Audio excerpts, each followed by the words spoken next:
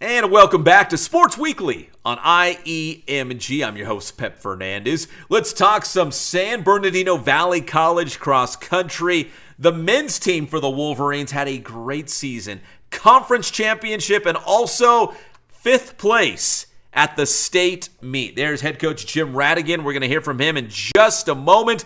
I think he said he was at SBVC as the head coach for the past 10 seasons, and they have 9 conference titles. They're on a roll at SBVC, and he's excited about next year as well. Here's head coach Jim Radigan. And now join us here on the show. He is the head cross-country coach for San Bernardino Valley College. The Wolverines just wrapping up another season. And on the boys' side, man, it was a great year. Top 5 finish at state. It is the one and only Jim Radigan. And Coach, first off, congratulations, not only on this year, but the continued success at SBVC. I think especially at the JC level, it's so hard because you're constantly getting new athletes coming in. You get them for a year or two, and then it's a whole new wave of athletes. So what do you think is the key just year after year, producing strong teams? Recruiting is the key. And thank you for the congratulations on the state meet. But yeah, recruiting is the key. On the way home from the state meet, I'm already spinning my wheels on planning my recruit visit for December 9th, and I have all my kids I've spoken with. And yeah, it's been a struggle though. Last year was probably our worst year since I've been there. We finished 19th at state, just had a tough time. Post-COVID has been very difficult for a lot of programs. So we were 19th, and I went out and got some really good kids and brought them in. And probably the biggest thing is I retired from my school teaching job. So now I am a retired school teacher, but I spend all my time at Valley in the morning, and it's been great. That's probably been the big key factor this year. Yeah, just having that extra time, right, that you can put into the program. And you talk about recruiting. I mean, you could coach your tail off, but you still need some great runners out there as well. And I would assume you probably don't have to go too far from SBVC to find great runners, in San Bernardino County, maybe into Riverside County as well. Yeah, definitely. Our top runner this year, Vinny Quiros from Cajon. Our number 2 runner at the state meet, Elijah McBroom from Arrowhead Christian. Our number 3 runner was Jacob Mendiola, also from Cajon. Our 4th runner was Chris Valderrama from Bloomington. We had actually 3 Bloomington runners on the team, and the other one, Pharisees Torres from Grand Terrace. So we try to keep it all local. I like to keep getting the local kids. That's the key thing. Yeah, and there's certainly enough talent. And you guys, proved it again this year. On the boys' side, Coach, getting 5th at state, was that the expectation? Did you feel like you guys were going to end up in the top 10? Did it surprise you? Like what did you think of that 5th place finish? So going into the season, I told our guys, I really feel we have the capability of being a top 5 team at state. And because I was retired or am retired, we took a trip to Fresno for our first meet, and I was never able to do that prior. So we went up and ran the state meet course. We took 2nd, beat all the NorCal teams. And I'm like, hey guys, we're going to be back up here in about less than 2 months. Let's try to go for top 5, because I knew there were some good teams. Mount Sac, San Diego Mesa, RCC is always tough, Orange Coast, Glendale. But I said, hey, we work hard, we could be top 5, and we were 5th at SoCal and came back up and got 5th at the state meet. So kind of fulfilled my promise to the kids that I think we could be a top 5 team. And Coach, cross country is such a, I use the word, delicate, but it's not delicate in terms of how you coach throughout the season, because obviously you don't want tired legs at the end. So you have to be very sensitive to maybe each runner. Like maybe you're like, okay, I can keep pushing that guy, but another guy, I'm like, I'm going to have to, pull it back the reins just a little bit so he's fresh and ready to go for the state meet. What's that like over the course of the season? Is that something you have to keep a close eye on, from race to race? Yeah, definitely. It's a fine balance. This year, it was really good. We had nobody injured. Vinny Quiros kind of started out a little slow, had a great first race at Fresno, and then he realized, you know what? I'm pretty good. I think I can do this. And he was our top guy 5 of the 7 races. But yeah, like you said, it's a fine line. We got to really I got to watch my guys, make sure they're not doing too much mileage, not doing too much in terms of quality.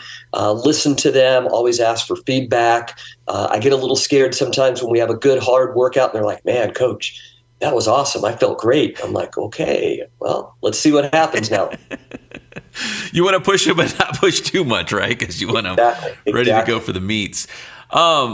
Coach, you mentioned Kiros and some of the local guys as well. Here we are. We just wrapped up the season. Like you said, you're back from the state meet.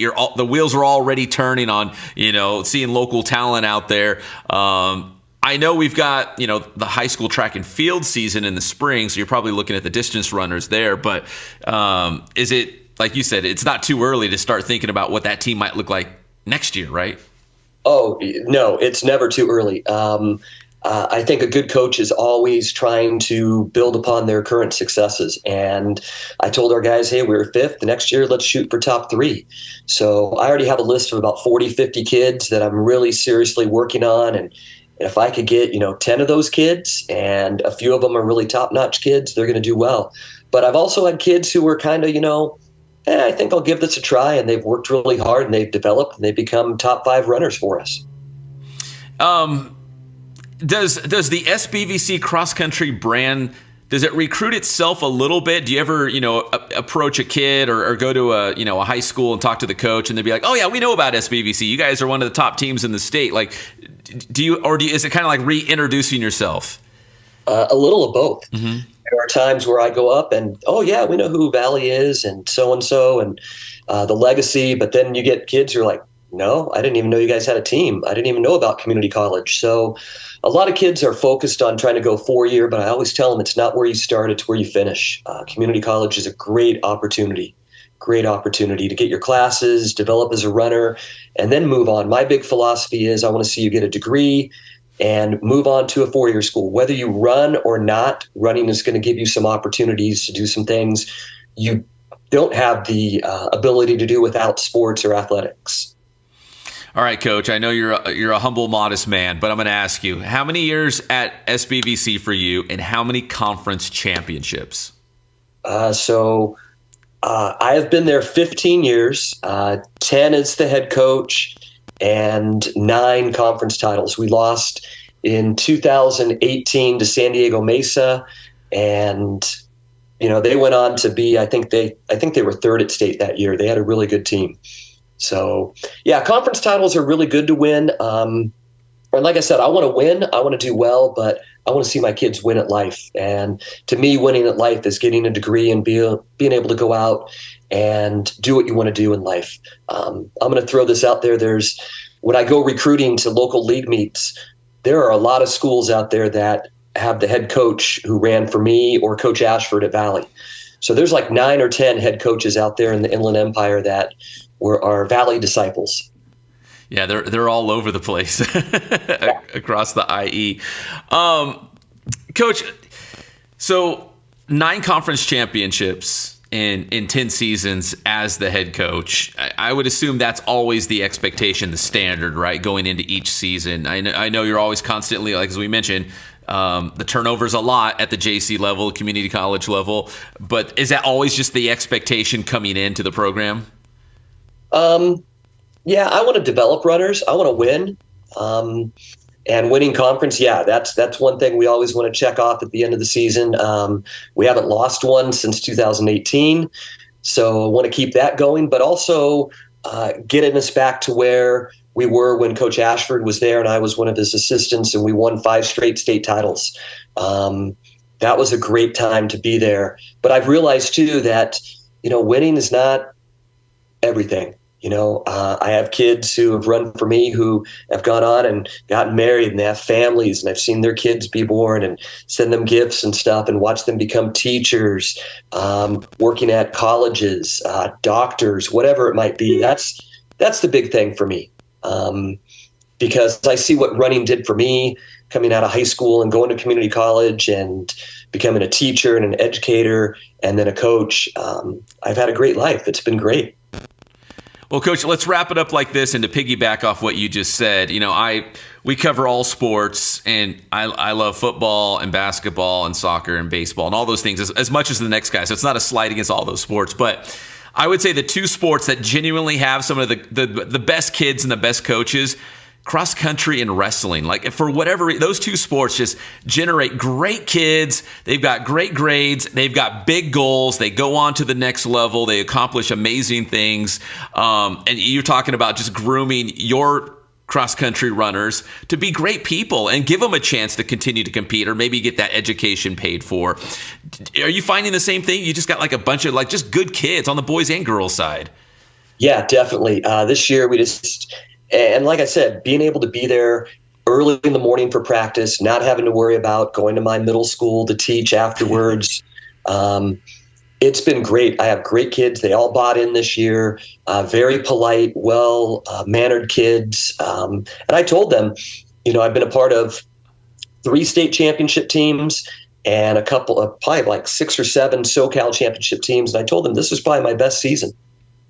And we were 5th. And they looked at me like, what? And I said, because I have great kids. They listen, they work hard, they're coachable, and I'm looking forward to track. So now I'm working on track, transitioning to that so we can have a great track season, because that always leads to a great cross-country season.